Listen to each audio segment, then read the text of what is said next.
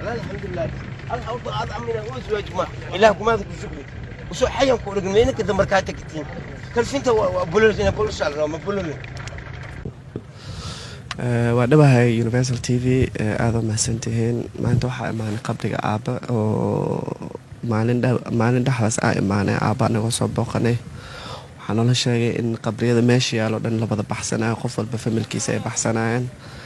ama dhow ama dheer in qabriyada dhan laga wada bixin doono saas awgiisa waxaa go'aansanay inaan maanta aaba ka bixino meeshaanan meelan ahayn oo ammaan u yahay weligiis aan laga bixi doonin inaan geeno saas awgiisa u maanay asaasad saaka inaan baxano oo qorsheena jirto oo aan ku doogno insha Allah meeshaas oo rabnaa insha Allah inaan ku doogno wallaahi kulli qof walba familkiisa wuxuu jecel yahay meel uu ku booqan karo oo ku soo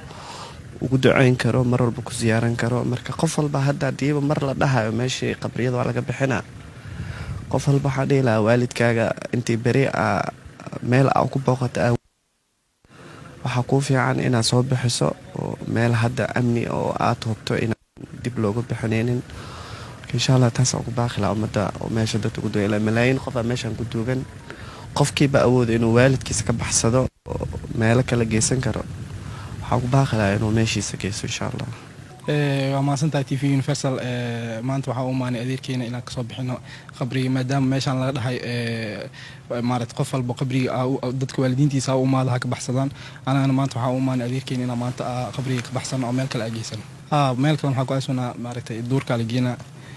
maaragtay halkaan maanta waxaa u maanay inaan ka bixino meeshaas insha Allah meesha ageeno ilaa ona xariistaasna